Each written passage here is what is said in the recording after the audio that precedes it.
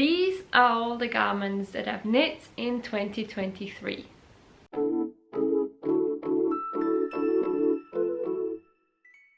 Hello, I am so glad you could join me again. Today I'm going to show you all of the things that I knit in 2023 and that I still have. I hope you enjoyed this video, and I think we should get straight into it because I have knit quite a lot. I have a list here because I actually had to look this up. So in 2023 I knit round about 20 things, and when I say things I don't mean specifically just garments, I also mean accessories and stuff. So around about 20 things. Out of those 20 there were 4 gift knits in it, 3 garments I frogged, and I did 1 test knit. So that is a little overview of what I've been doing this year. And let's get into the sweater category first. In the sweater category we're gonna start with what I am wearing. I am wearing my Moby sweater by Petite Knit.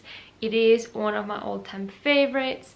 It was also the first time that I tried cabling, and it was so much fun. I absolutely loved it.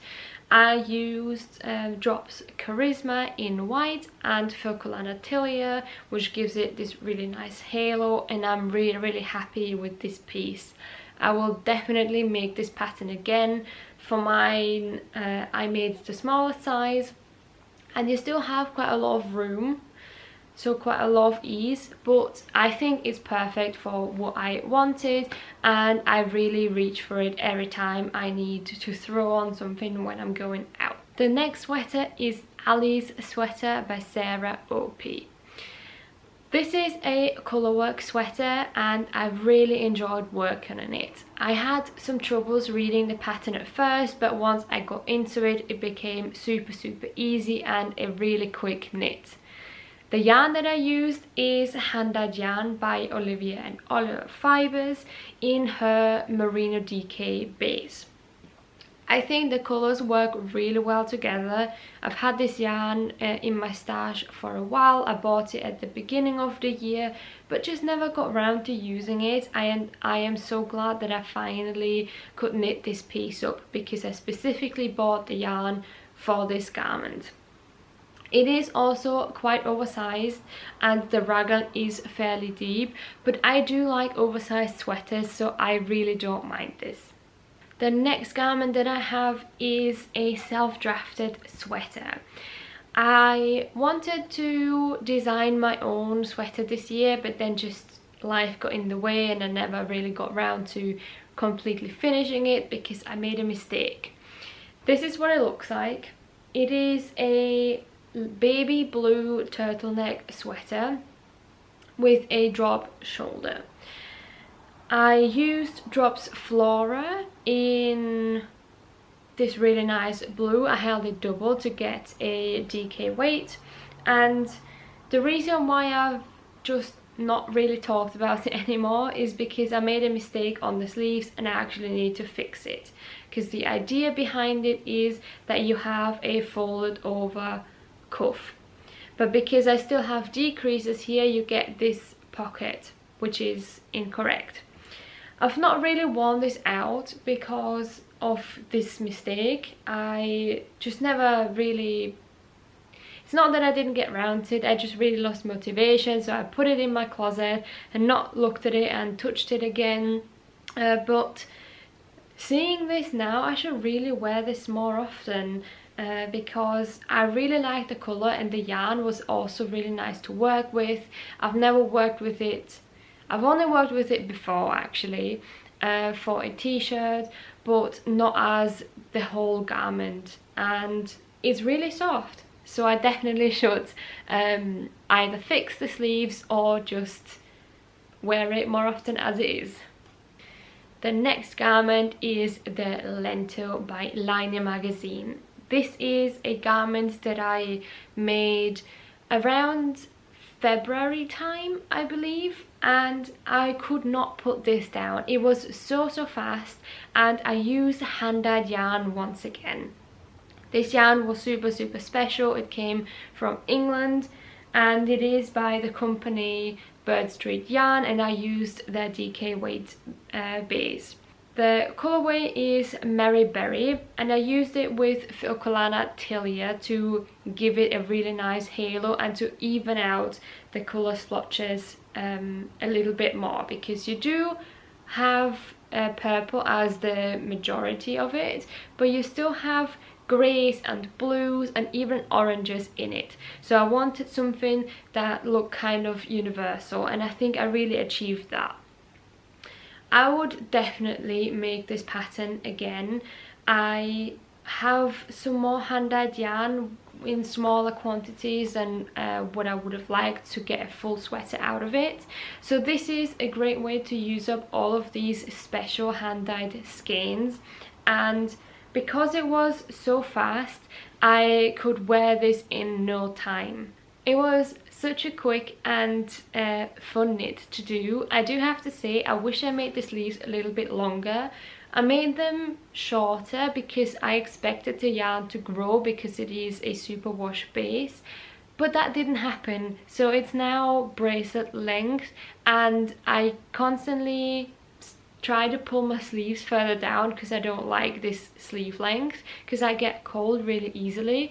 So I wish I made the sleeves a little bit longer. I do have some leftover yarn, just a tiny nugget left, but I don't think it's worth it to unravel all of it, or like the cuff on both sleeves, just to lengthen it by like an inch or two. So I just have to live with it, but I'm still really happy with this piece. The next sweater was so time intensive. I knit sweater number 18 by My Favorite Things Knitwear in spring, and it took me so long because it is so oversized. I used Drops Charisma once again, held together with Filcolana Tilia in this really nice grey. I'm really happy with the colour. It's very universal, and it fits just with anything, like any type of trousers that I want to wear. This grey is just the perfect tone. However, I knit the smaller size, but I believe that my gauge was off at that time, and that made the garment grow quite a lot. So it fit perfectly before blocking, but once I blocked it out, it grew a lot. It fits my mum really well actually, so I might give that to her eventually. But this was a knit that I've wanted for so long, and once I finally finished it, I was a bit gutted that it didn't fit how I wanted it to fit. I know it's supposed to be an oversized garment, but because of the gauge, I am closer to an M size instead of an S or XS. I can't even remember what the small size is for that pattern. In general, I did enjoy working on it because you do have charts, and I prefer working from charts than written instructions. I believe she has both included in the pattern, and I do want to make this again in just a smaller size. I tried shrinking it a little bit, but I'm really scared with shrinking my garments because this took so long. I don't want to ruin it completely. It's more of a at-home sweater. It's not really a I'm gonna go out and show this to the world sweater, because I can barely fit it into my coat. But yeah, in general, I would definitely make this one again as well. Maybe not anytime soon, because the purling did take a toll on my hands, and the body took a really long time, especially with those pearl rows that you have in between. So I would like to make one in the future, but not anytime soon. One of a very recent garment is the Care Sweater by Rebecca Clow. I only knit this about a month or two ago, and I absolutely loved it. The colour chart was quite intense, even for me, because of the repeats, and I was really happy once I finished the body, but I am so pleased with the results. I used Fernawolle lamb's wool. It is an Austrian wool, and I absolutely loved working with it. I will definitely get more of this yarn because it also really softened up after blocking and it bloomed. I was a bit hesitant with blocking, and my worst fear kind of became true, because I feared that the grey would lose some colour and seep into the white yarn. It did lose a lot of colour, but luckily it did not seep into the white yarn, so the white is still white and the grey is still grey, which is fantastic. This is one of the pieces that is just such a staple piece. It also is very universal and unisex. So I think it is a great pattern if you want to make your significant other a garment or a family member. I absolutely love the back. I think the back increases always look so chic and nice, and I have quite a lot of patterns like this because I love it so much. So this is a great knit. I want to make another one in a red colour, but to be fair, I'm really happy with the grey and white combination, and it goes with so many things in my wardrobe as well, that I might have to hold back a little bit with this. But I do want to make another one in the future, eventually, whenever that's gonna be. The last sweater that I have is a Christmas sweater that I actually started last year. If you watch my podcast videos, you will know about this already, but I started this project as a Christmas cast on in 2022, finished the body, didn't work on the sleeves, and this year I pulled it out of my WIP pile and thought to myself, I will finish this because I've only got the sleeves left, and that's what I did. This is the Festive Yoke Pullover by Scandian Knits. I have a different version than other people because it is so versatile. You get a lot of different charts to choose from depending on what you want your sweater to look like, which is fantastic. I have a lot of stars. I have some stars up here, then I have a row of reindeers and some more stars down here. That is what I settled on because I really like the look, and that is it in terms of the colour work.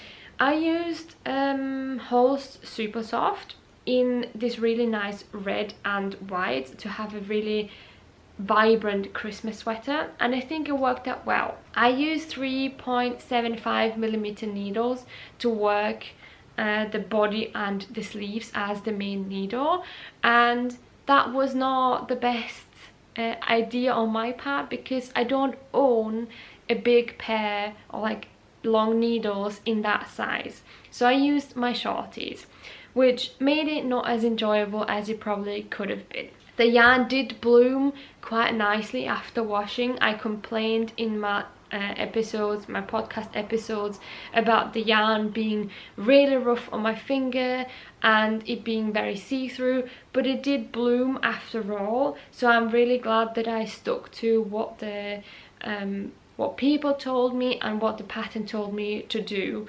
Otherwise it would have been just a disaster. I do have to say, at that time last year I wasn't as advanced in colour work knitting as I am now, so the colour work is a little bit holy and a little bit uneven, especially around the reindeers. You can see you have stretched out stitches here and there, and overall I believe it could be a little bit neater. Which brings me to, if I would make this pattern again, yes, I would like to have another Christmas sweater, maybe not in red because now I already own one, but it would be nice to have another one but in a different yarn. I know Holst Super Soft is a favourite of many, but it is not mine, I have to say. I could not deal with the yarn, and even after blocking, it is not how I want it, and I just know I can get some better options that work a lot better for me. So if I make this pattern again, I would just change the yarn. So the last garment in this category is actually not a sweater, it is a cardigan. This is the Robinson Wrap cardigan by Florence Miller, and it is absolutely beautiful. Some of you might now say, where are the strings? Where are the ties? And I have to say, I've still not attached them. This is something that's been going on for months because I did have some troubles with this garment, not the garment and pattern itself, but more so with the yarn, because I ran out and then I couldn't get the yarn. And I've still not done the ties. I'm still counting it as finished because it is finished, there is just a little bit that's not done yet. It's like with the cardigan is done, but you still need to attach the buttons. I'm counting it as finished, okay? So this is what it looks like in this absolutely gorgeous lilac colour. This is Sandnes Garn Sunday held double. I had this yarn left over from my Cargill by Rebecca Clow. I frogged that project and I wanted to use the yarn for something else. So I thought this might actually be a really nice piece, and it is. The fit is really good, especially because you have ribbing at the bottom, so you can really cinch it in around your waist. I don't think there is a lot to say because it is a wraparound cardigan, so you do have nice V cross at the front, but because there are no ties, it cannot be held like that. So I can't really wear it just yet because I need to do the ties, but like I said, I'm counting it as finished. I have one more garment that I finished, but I can't show you because it is currently blocking. I only squeezed out the water today, so sorry. It is the Aoife cardigan by Petite Knit. I've been working on this cardigan for so long as well. Again, the whole, I don't like making cardigans, I don't like purling, and because it is very oversized, it took even longer. I made the smallest size for this and it came out really wide as well. I know this pattern is supposed to have a lot of positive ease, but I think because of blocking, it became even wider. I used Drops Charisma once again in this really nice beige colour. I think that is also going to be a very versatile garment, and it will fit with a lot of things and colours that I have in my wardrobe. So please excuse that I can't show you the physical object as of right now, and maybe I can insert some pictures depending on if it's dry by the time this video goes up. So those were all of the sweaters. On to the second category, which is summer shirts in general. I have to start with not a shirt but a vest. I only have one vest, so I just threw it into this category, but it is an absolute banger. I love this garment to death and I've worn it so many times and I do want to make another one. I am talking about the Hayley Slipover by Iris Makes. This is such a fantastic pattern. I do really want to make another one purely because I am not super happy with the colour.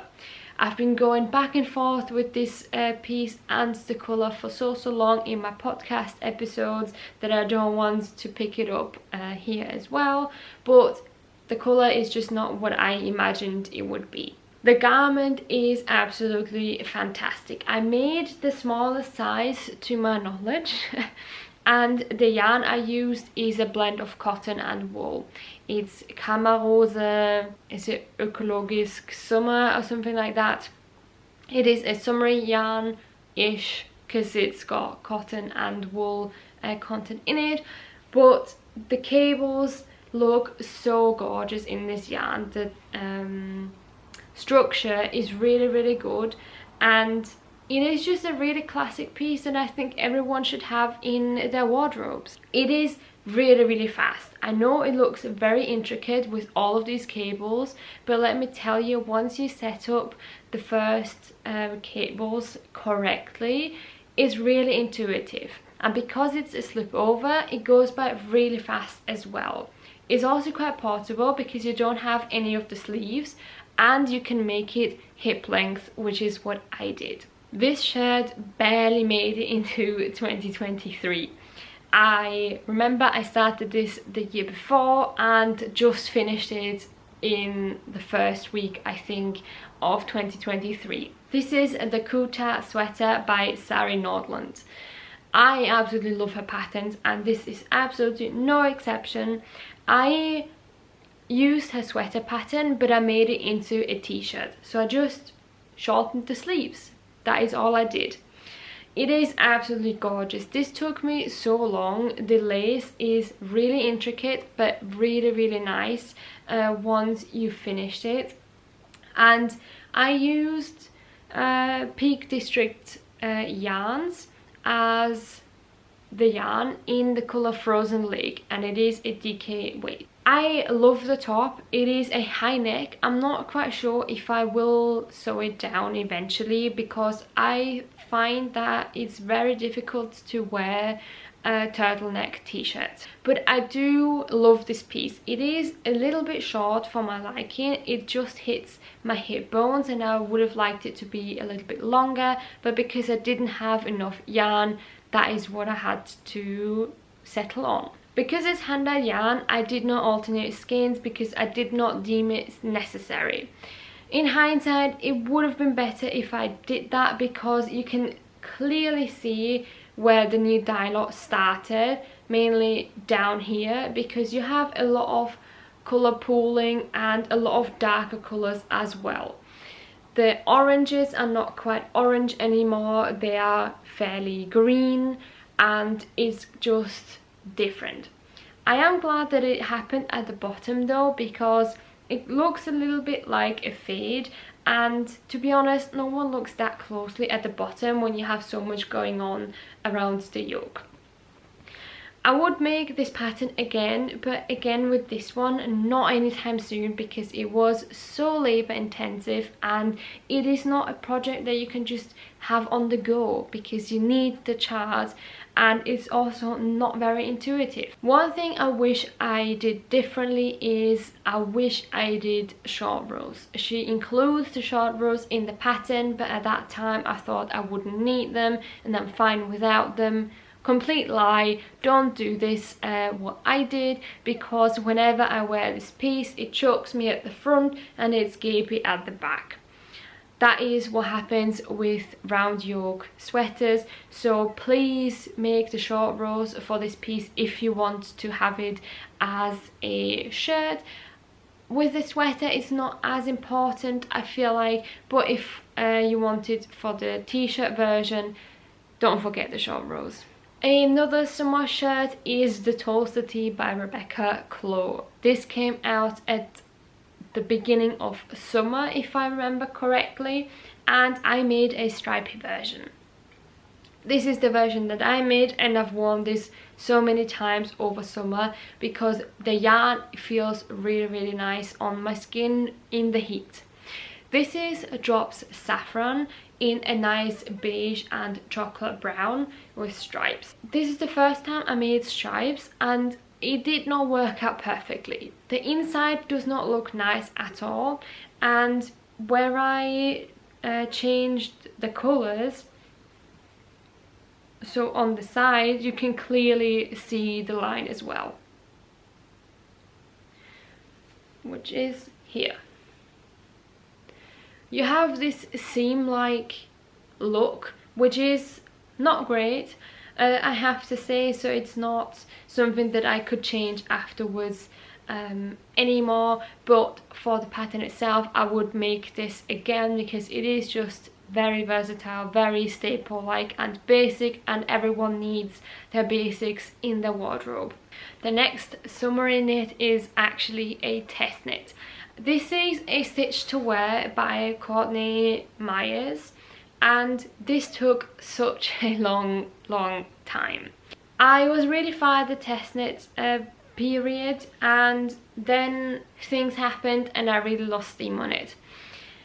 The yarn that I use is fingering weight yarn, Sandnesgarn Tin Liner, and you use 3mm needles, which makes it go by really slowly.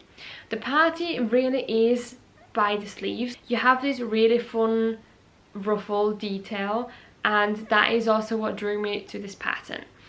The body is quite a standard length with an I-cord at the bottom. I did not do the I-cord at the top, so around the neckline, because I felt like it looked really nice without it. I might have to change that because the neckline is really wide. I don't wear this often purely because the neckline is so wide. I really like the yarn. It is one of my favorite summer yarns because it's very light and airy, but there are just so many things that are not right for me with this shirt.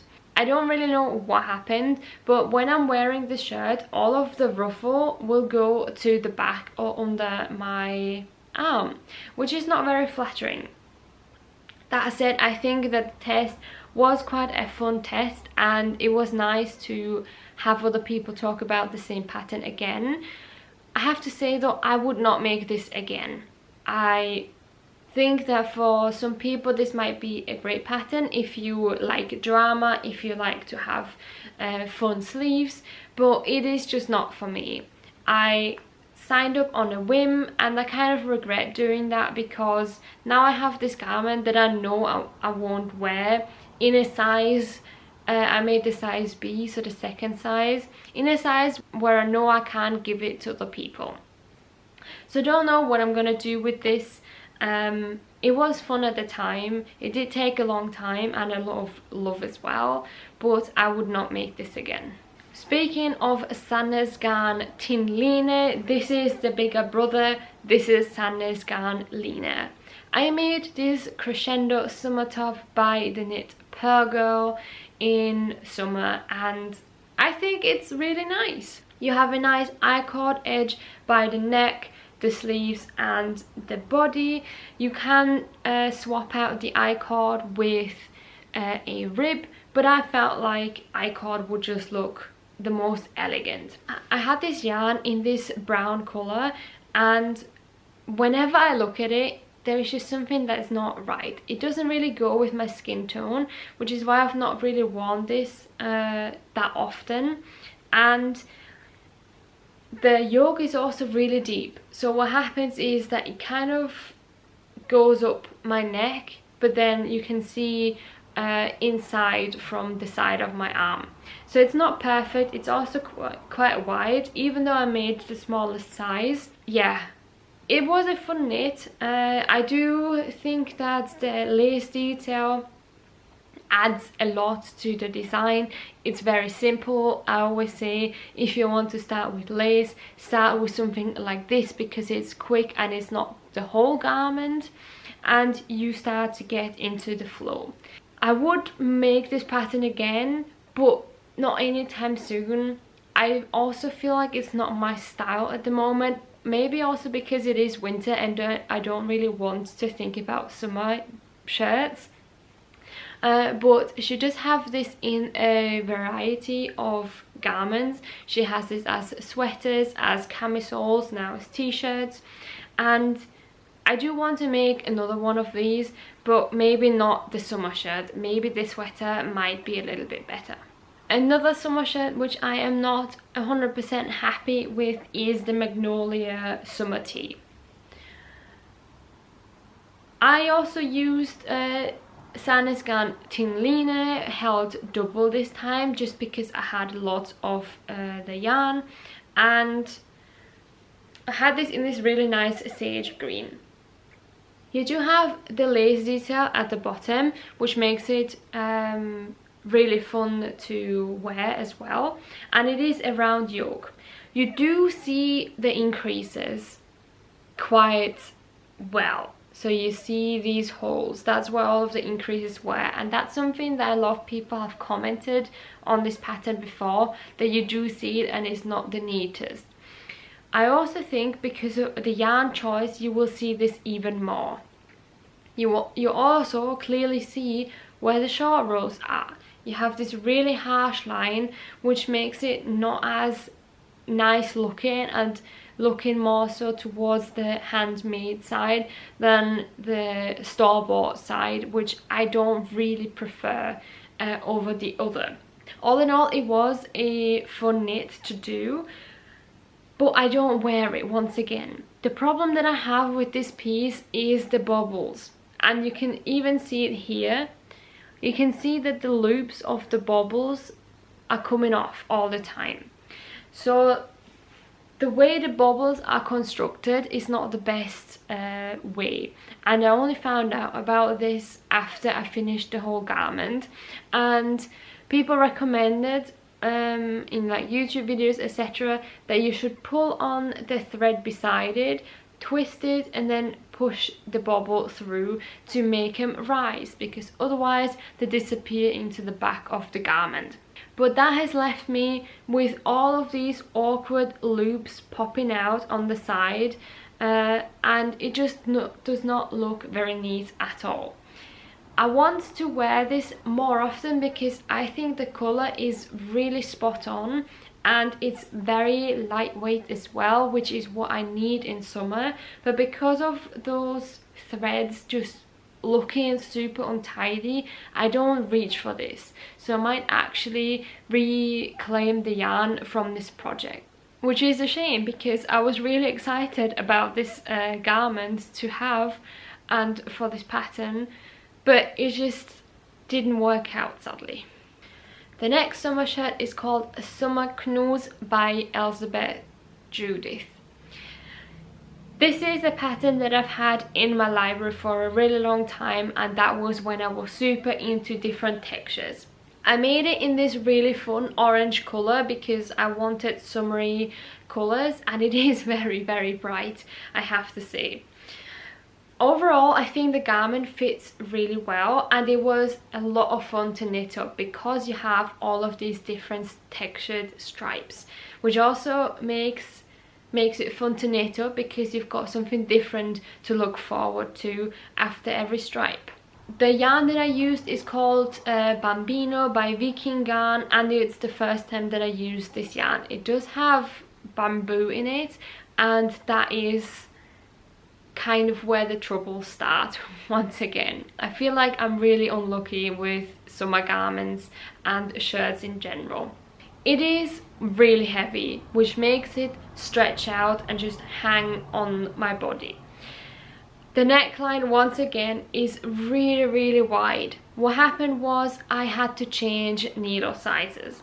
I had to go down a needle size, but I did not unravel what I have knit so far, which makes it not nice because the gauge is different on the neck, which is why it's stretched out so much. I wish I just unraveled it and started again. I don't know why I did it. I think I was just really, really lazy and I didn't want to knit the short rows again. But in hindsight, I wish I did, because I'm pretty sure that the garment would fit a lot nicer if I just put in this little bit of extra effort. All in all, I would make this garment again. She also has a sweater version, and I think it's a really fun summer knit because of all these different textures. And the last summer shirt that I have is the Moonset Tee by Ozetta. I love this piece. This is an absolute favorite of mine for t-shirts, and it's one that has also worked out the best. I used hand-dyed yarn from Olivia and Oliver Fibers in her merino fingering base. That was a mistake because having a wool t-shirt when it's supposed to be a summer shirt does not work that well. I do like to wear it in winter quite often. I reached for it many times because I like the added layer of wool, but I cannot wear this in summer because it just gets way too hot. The pattern is really clearly written, and the collar detail is so unique and nice to look at that I do want to make this in other versions as well. She has it as a t-shirt and she has it as a pullover, and I think I want to make the pullover next. You do have the I-cord around the sleeve and the body, and it did take a long time to knit the body because you work on 3mm needles because it is a fingering weight project. So this is another labor of love piece, but I'm so happy that I finished it and that I powered through. I did alternate skeins, and you probably can tell by now I am not the best with these things because once again you have a seam like line on the side, but most of the times I wear this under another garment anyways, so no one's gonna see it. So all in all, I would make this again, and I would also make this in different versions. And the last thing that I knit this year for myself and that I still have is a pair of socks. Excuse the scruffiness of them because I've been wearing them at home, so I've not washed them specifically for this video, but this is what they look like. This is again Marvelie, Lunga Socken, I believe that's what it's called, and they have this really fun colour fade. The socks have bamboo in it. I believe it's a mix of bamboo, wool and polyamide.